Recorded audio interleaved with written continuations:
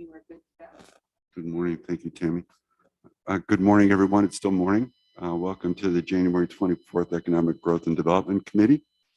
I'd like to call the committee to order and have a motion to approve the minutes from the last meeting. Supervisor McDivitt, Supervisor Stroud, thank you. All in favor, say aye. Aye. Opposed? Abstain. Thank you. That passes. I'd like to start off by thanking Supervisor Hogan for all the work she did last year in support of economic growth and development, not only with the planning team, but with the Economic Recovery Task Force and the Hospitality Task Force. Thank you, Andrea. It's a great job. Moving forward, without objection, I'd like to change the agenda around a little bit and ask to see if Jim Siplon can come to the podium, give us a brief overview of what's happening at the EDC and more or less a primer for what we'll get into more details next month with the committee. So Jim, if you're all set. Well, good morning. Good morning, everyone. Thank you, Chairman Wild, and it's good to see you, all of you on the committee this morning. Samantha, if it's possible, could we throw that first graphic up? So thank you very much, by the way. I wanted to try to provide a little bit of a update to all of you, not simply on our activities, but on the direction that we're headed with economic growth and development for not just this year, but probably for the next little while. Up on the screen, and those of you on Zoom, I'm hoping you can see this, is a graphic that tries to capture a little bit about what has happened, not just over the last few years, but the pandemic has certainly exposed this as a truism, not just for us, but for everyone. The classic approach to economic development is to attract business. So most of the incentives, structures, and processes are designed for us to either help existing business grow or to attract net new business. That still remains a core responsibility of anyone associated with economic development. But the assumption that business will come and workforce will step into those opportunities has been flipped on its head. Today, any community that is attempting to grow its economy in a sustainable way is actually in a war for talent. That talent is the workforce. Business then follows available workforce. We've all lived through this over the last several years. I spoke with Liza just a few days ago, and we still have roughly 1,500 open jobs in Warren County. That number has vacillated between 1,500 and as much as 2,800, I believe, during the summer. If we are not able to grow our workforce, we will not be able to have the existing economy in our area operate at capacity, let alone attract net new entities. And so we cannot ignore what it takes in order for us to both bring people who are here into the workforce and to bring net new people to the area. That in turn is shaping the strategy that I'd like to talk just for a moment with you about. And if you wouldn't mind, could we flip to the next graphic, the infographic? So you're going to see through a whole series of communications and forums that the EDC will be involved with and host many of. Our pivot to this combination of both continuing to be attractive to business, helping our existing business base grow, but also making the place accessible. I'm sorry, it's the other one. Making the place as accessible as we possibly can for the relocation of net new people and the addition to our workforce. So I wanted to share with you, first of all, as we bring this graphic up, the business activity continues to be very strong. Just a slight glimpse into it will reinforce that notion. Thank you. That's the right one. Hudson Headwaters is moving forward with this expansion of a major facility in the city of Glens Falls. Kirsch Helmets continues to see growth in their product line and is talking about their expansion options with us and others. Brookfield Energy, through the IDA, has already announced their intention to expand their facilities in Queensbury, become the center actually of their operations for the entire East Coast. Fort William Henry has secured support from the IDA to expand their campus and continue to grow into the year-round tourism economy. The Queensbury Hotel is nearing the completion of one of the early phases of their expansion and clearly has seen impact from that already.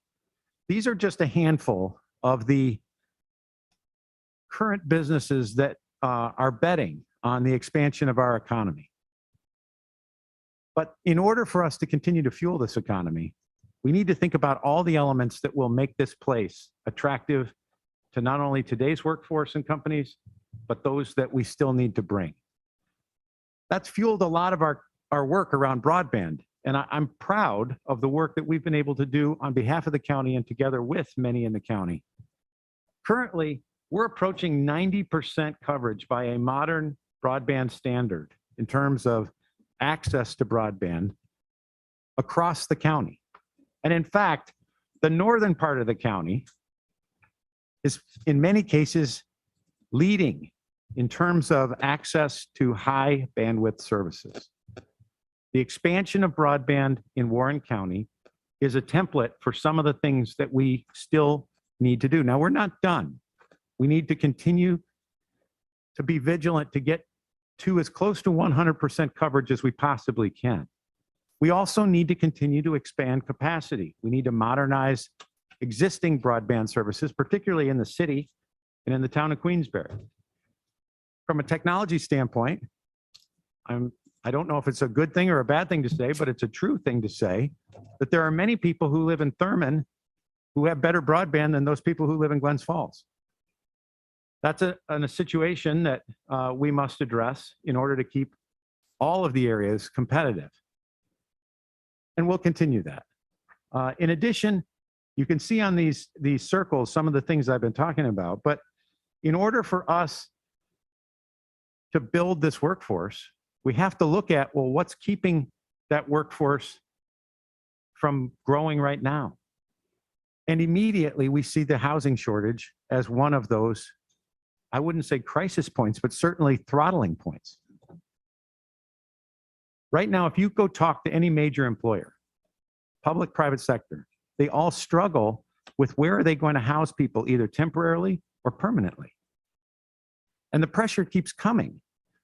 These are all good things, but West Mountains decided they're going to open a ski school. The hockey team is now going to start a junior hockey team. These are two examples that assume that we will continue to grow housing in order for us to be able to step into that. It's going to precipitate an enormous amount of activity. I saw Wayne just shaking his head. I think there's so many people that understand this. It's going to dominate, I think, the agenda for not only this year, but for several years. How we step into this will determine our competitiveness.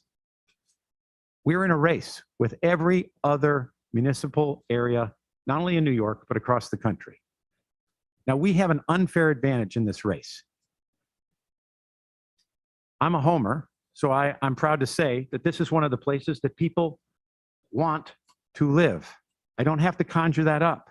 They come here to recreate. They come here to play out that side of their life, which they have a choice in, which means that we are a desirable location.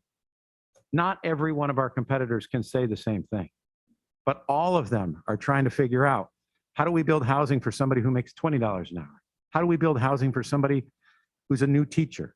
How do we build housing for a traveling nurse? How do we build housing for somebody who wants to be in the Adirondacks and even ensure what they're going to do? I used to talk about a mythical couple in Brooklyn. That mythical couple, they were living in an 800 square foot loft that they paid $5,000 a month for. They couldn't hold 2 Zoom calls at the same time. They're ready to kill each other. And they're both dreaming about coming up here. But that mythical couple is no longer mythical. They're all around us. I have neighbors that are this mythical couple. And when the decision is made to come here, the first thing they are trying to figure out is where are they going to live? If they can find a place to live, what we've moved is a marketing executive who's working in downtown New York, but remotely, and a spouse who then becomes a part of our workforce. In the case that I know most acutely, that person turned out to be a teacher, and they moved their teaching position from New York to this area. That's a net expansion of our workforce. That's the kind of opportunity we've got to figure out how to step into. I'm not even sure what all the answers are. We're going to spend a lot of the time listening to both expertise from outside the area, as well as our own businesses and our own residents, trying to figure out what are the options available to us? How do we best address it? But it's going to be a big part of our work. There are other elements that go beyond housing. Once someone finds a place to live, or at least can envision that, we start to think about, do they have access to transportation if they need it? Do they have access to childcare? Are we able to support startups and an entrepreneurial economy? All of these things are going to require us retooling some of what we're doing. And I just wanted to share it with you because it's going to inform so much of what we do.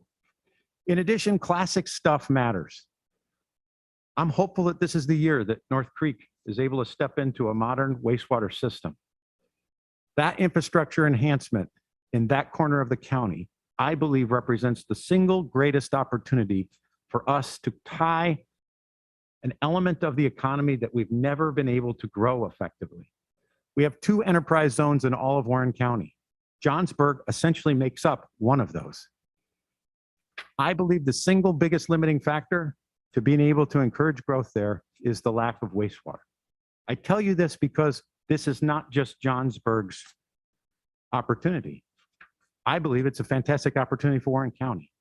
As we step into a year-round tourism economy, they're one of the greatest untapped nodes. And we have businesses that are already against the tide, finding a way to make it work. But imagine for a second, if we could expand those, if we could build bigger lodging, if we could house more people in that corridor, what would be possible? And this is not at the expense of the rest of our tourism economy. This is in increment to it. So I think that it's going to be a big focus for us and for many. Also wanted to tell you that we continue to work at the direction that started with Supervisor Wild and Supervisor Hogan in terms of getting together with our peers, the IDA, the Lake George, Lake Champlain Planning Board. Sorry, I think I said that backwards, but I always start with Lake George. The various LDCs and other economic entities in our area. I believe that the relationship between us, the chambers, all of those that are working in this arena is probably more collaborative than it has been in a generation. And that to us is a requirement. We can't possibly do all this work by ourselves, nor do we imagine that we would even want to. Brookfield Energy is expanding its campus, as I mentioned to you before. They came to us trying to figure out what was the best path, and we quickly saw that the IDA was the one that made the most sense in the timeline that they had. That's an example of this collaboration where we're not working kind of at cross purposes with each other. We're working in an aligned way. And I'm very, very hopeful about that continuing. The last thing I wanted to tell you, in case before you might have any questions, and if you wouldn't mind flipping to the last graphic, Samantha, thank you, is we're going to try to be as accessible as we possibly can to the public this year, even in a period where we're still doing things remotely. For the last couple of years, the EDC has stepped down from its large forums, the breakfasts and the big events that we had in places like the Queensberry Hotel or the Great Escape Lodge. Somehow that graphic didn't come out the way I'd hoped. The one I have looks very different than that. I have some copies for you. But basically what it's announcing is a forecast which we have not had the opportunity to have with the whole community in 2 years. And it's this Wednesday. We have nearly 100 people already signed up. But the same kind of thing that we used to do in person, we're going to attempt to do virtually. We're bringing a host of speakers to talk about the things that are going to move the needle. And that's dominated by workforce, that's dominated by housing. And that, for the reasons that I've just shared with you, Liza is going to speak in great detail about the opportunities that we have and the challenges we have around growing our workforce. And Libby Carino, who is the legal counsel to a number of developers, including Bonaccio in the area, is going to speak directly towards the view of housing expansion from a developer's perspective. And then I'm going to try to put a point on some of the things that we would like to explore together with the county and all of its various residents throughout the course of the year. So we realize, just like all of you, that our world is fundamentally different and it will probably never be the same. I don't know how long we're going to be wearing masks, but I think we're going to be doing hybrid meetings for a long time. We're not waiting any longer. We're going to figure out how to meet with hundreds of people at a time, online as well as in person, and we're going to advance these principles on behalf of you, the county, and all of its residents to be the best version of a sustainable economy that we can possibly be, knowing what we've learned and figuring out what we still have to do, and doing it collaboratively, and doing it hopefully in a way that everyone can see the results of. So that's my quick update. We would like to come to you as often as you'd like us to come to report on how we're doing and to get your feedback on not only what we're doing, but what we could still do together. So there you go, Chairman Wild. Thank I'm you, open Jim. to any questions. Any questions from the committee? From other supervisors? Supervisor Hogan? Thank you, Chairman Wild. And Jim, thanks for being with us today. Can you guys hear me okay? Yes. Great. Thank you. Thanks for talking about attracting workforce. That is obviously really important when we have such a deficit. One of the things that I noticed in the governor's state of the state was the Connect All proposals, and was especially happy about seeing the streamlining of the Make Ready process and the standardizing of the right-of-way access. But those are both things that we need to also keep a close eye on, because right now they are proposed to only be waived with the Connect All, and perhaps we need to look at where the implementation from the other grant programs has fallen short, and see if we need to continue our advocacy for these to be waived along with those. But my question, I have two questions for you today. One of them is, as far as the digital equity programs that are proposed, whom do you see as being our county's point entity with the ESD on this? Well, I don't know that we know the answer for sure, but we have some models that we can at least explore. Digital equity is generally a function of income levels, and there are a number of programs that are already administered with some of those thresholds and tools in place. So I think that's probably where we would start to see whether or not there's an opportunity to provide them as a front door towards those digital equity funds and opportunities that are available. If that doesn't work, then we'll continue to work with the county to find the right home for it. I guess that's my long-winded way of saying I don't know the answer, but we have started to dig in on that. Excellent. That's all I'm asking. And my second question for you is unrelated to that. I noticed the NYSERDA Clean Energy Hub request for proposals. Do you know, did anybody local apply for that? We're not aware, but we haven't found out, I don't think, exclusively or completely, but certainly none have made themselves aware to us. We are in regular contact with NYSERDA about a number of things, generally about the opportunities to potentially land business entities that they're working with to expand that capacity. Most of those opportunities are too big for us as a county, not just in terms of workforce, but in terms of the expandable space that they're looking for, or the facilities that they're looking for that already exist. But we have a regular dialogue with the NYSERDA rep, and it's certainly something that I can report back to you on as we find out whether definitively anybody from Warren County made themselves available to that. If they haven't, it's something that we probably need to figure out is how to make this more attractive and accessible to people. Yeah, that seems like kind of a missed opportunity, right? I mean, I'm sad to hear that we don't really have anything big enough for that. Maybe together with Washington County. Well, yeah, the threshold to be able to do this steps into a number of areas. We've done some solar expansion here without needing that program in order to, I mean, the county itself has moved forward with that, and a number of other entities within the county have as well.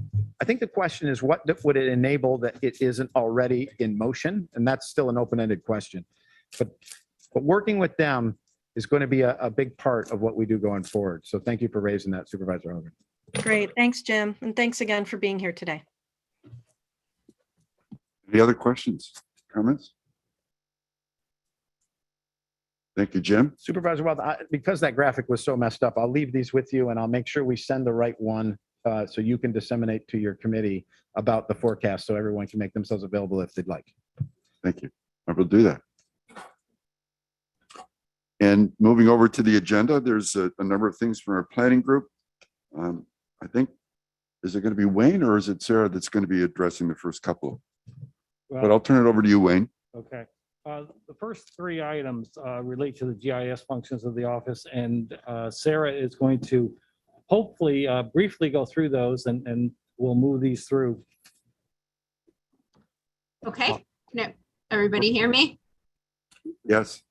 Okay, so item number one is a request to extend an existing contract with the Lake Champlain Lake George Regional Planning Board. This contract was put in place last year, expired at the end of the year. This was a contract in which the planning board was had budgeted $5,000 to pay us to develop a series of statistical dashboards for some demographic information. Comoine developed that data, gathered the data. We created the dashboards. It didn't take as long as we estimated, so we have some money left. And in discussion with the regional planning board, they would like to expend the remainder of that $5,000 to have us do some additional work and make the dashboards a little bit fancier. So just asking for an extension of that contract so we can do a little more work. Thank you, Sarah. Motion, Supervisor Stroud? Supervisor Leggett, second? Yes. Any comments, discussions? Hearing none. I guess we'll call a vote on this resolution. All in favor, say aye. Aye. Opposed? None opposed? That one carries. Wayne, Sarah, next one.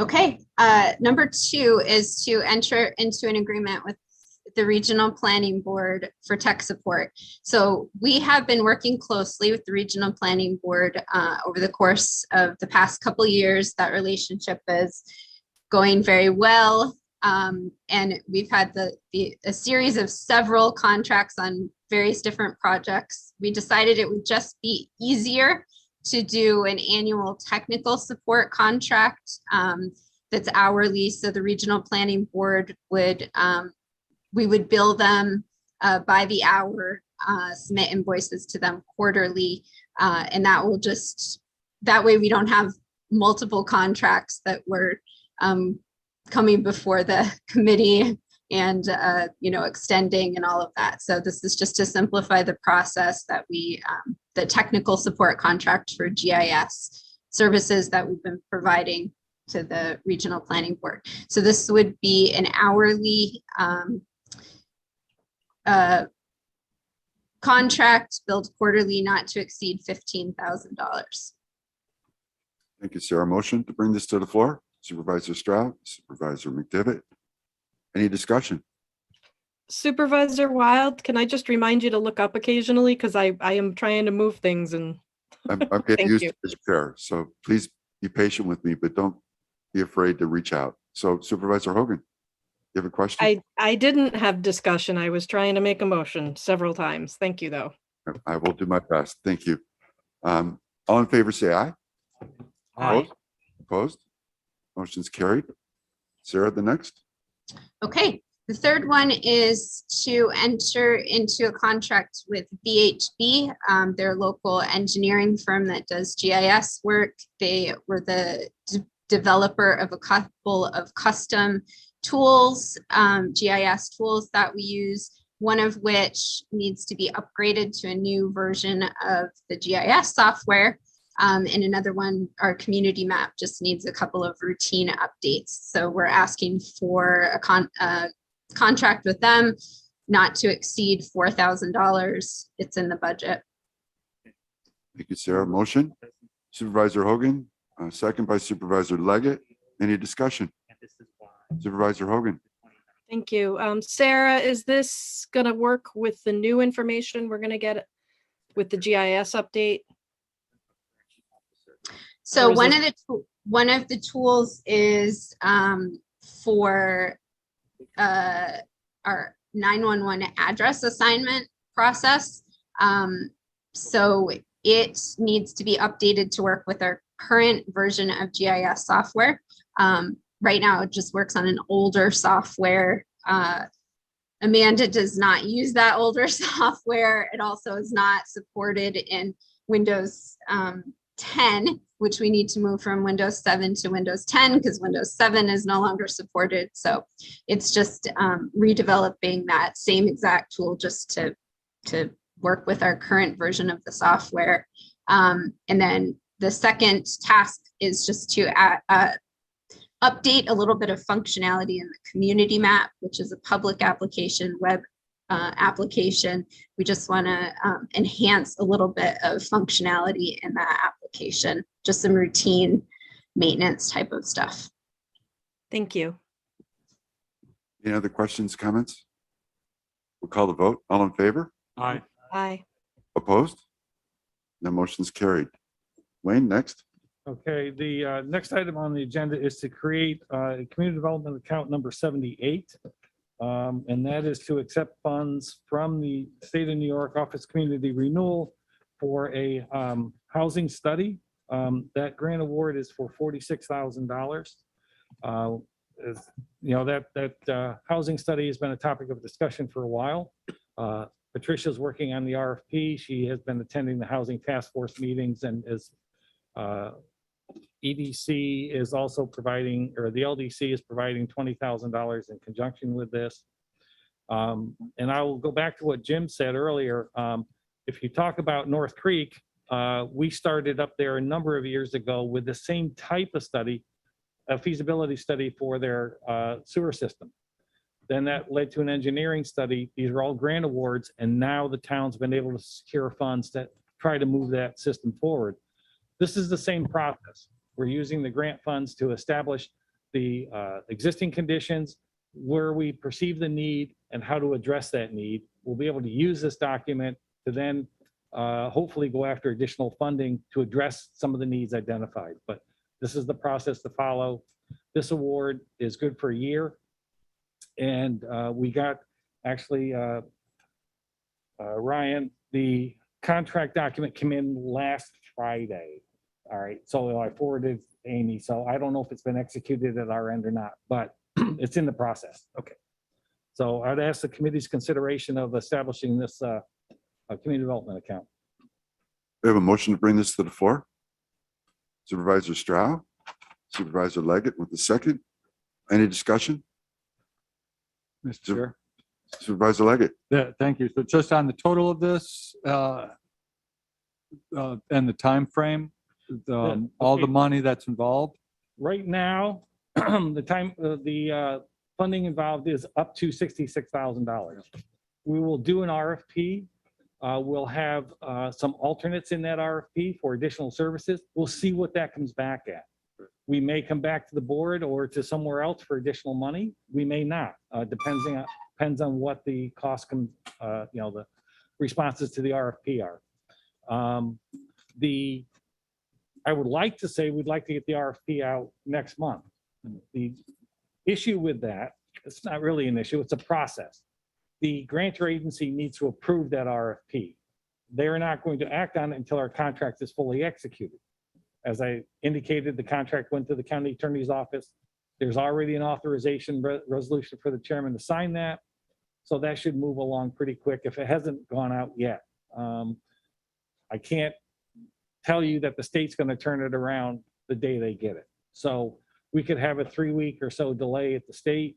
If it was the Department of State, it'd probably be a 6-month delay. But Office of Community Renewal's usually pretty good at turning things around within a couple weeks. So once we have that in place, then we'll have a draft of the RFP. We'll work with the grantor agency to make sure it complies with all the rules and requirements, and we'll release it.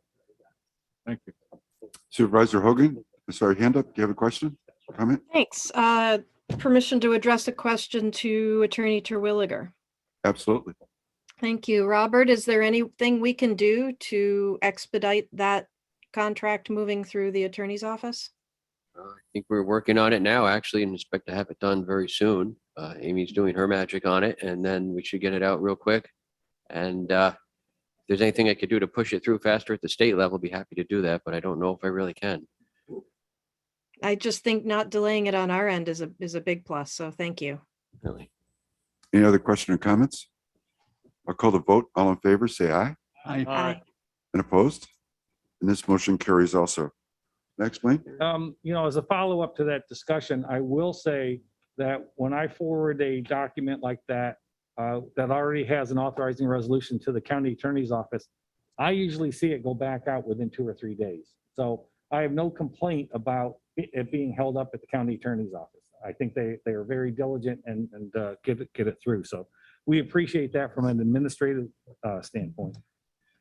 The agenda item number 5 is to establish capital fund for capital fund H408 for a grant award to continue work in the Schroon Lake area, Warren County and our partners to the north. That funding, you have a resolution request form. It is again in partnership with municipalities. I don't know, Ethan, I believe, is on here if he wants to talk briefly about this program. Hi, thanks, Wayne. Yeah, there's not too much to say about this program except for the fact that it's a continuation of efforts that started about 3 years ago, and we are working closely with the Department of State to get this underway as soon as possible because the aquatic invasive species season starts with the boating season early summer. So we're trying to be as diligent as possible on this one, and hopefully we can have a successful program where we save money and protect the environment. So bring a motion to this, or motion to bring this to the table, to the floor. Supervisor Leggett, Supervisor McDevitt. Any questions, comments, discussion?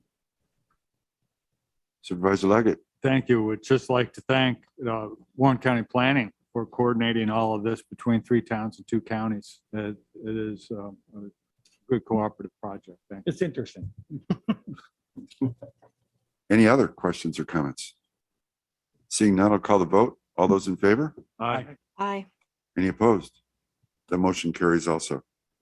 And Wayne, the last? The last resolution request for consideration by the committee is to authorize the county to submit a funding request under the CARES Act funding award. I provided attached to that resolution request form the NOFA, or Notice of Funding Availability from the state. We used the same funds for the $810,000 award at Countryside for the MERV 13 compliance with the HVAC. They have announced a secondary funding round.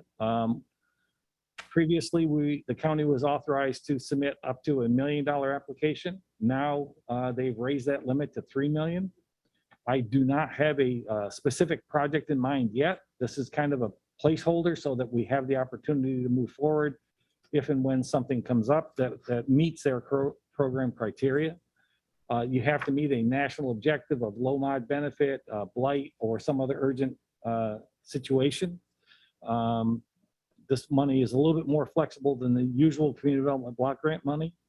I will say it is very similar to the ARPA funding qualifications and uses. So we are still in discussions as to how to start moving the ARPA funds forward.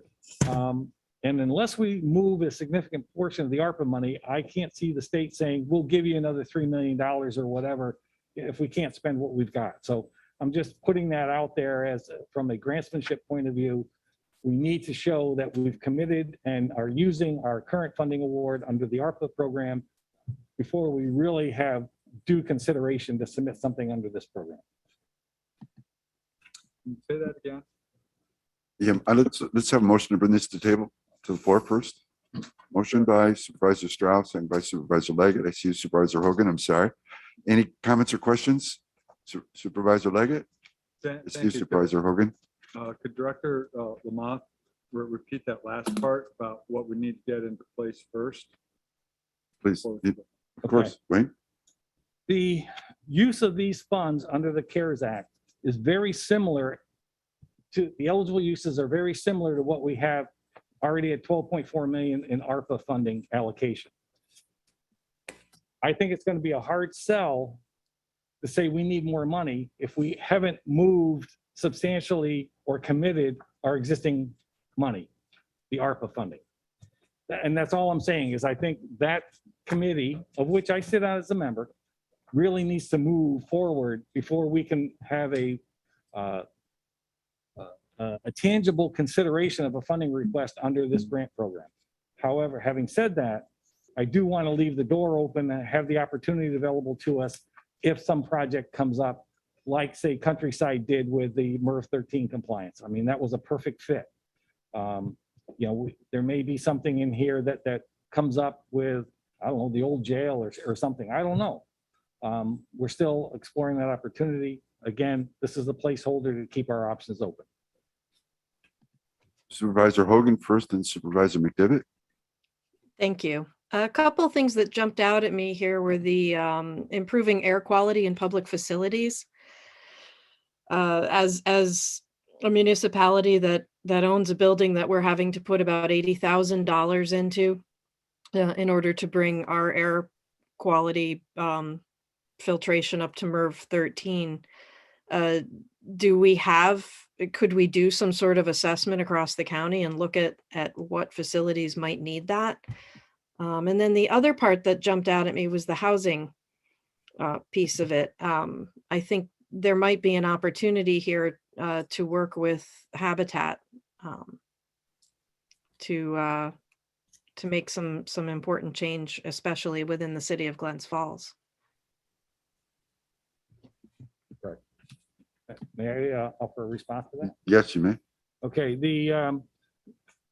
one of the things with this funding source is it has to benefit, you have to demonstrate a benefit to persons of low and moderate income. So when you start looking at some facilities, let's say Tannery Pond, we know that there's issues there. We cannot show benefit to low and moderate income individuals because the town doesn't meet their criteria as a whole. So those are one of the hurdles to making this work. Nursing homes are great because they're considered a class of individual that meets a national objective without having to do any income screening tests. That's how Countryside got in the door on this. So there's some more constraints on this than what we have with the ARPA money. You know, one of the things that I have brought up before is I'd like to see us do an assessment of some of the nursing homes or the public spaces for MERV 13 compliance. And we'll see if that can go anywhere.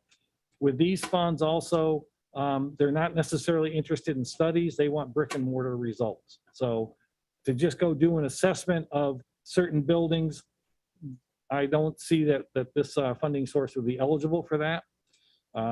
Again, we can certainly ask the question.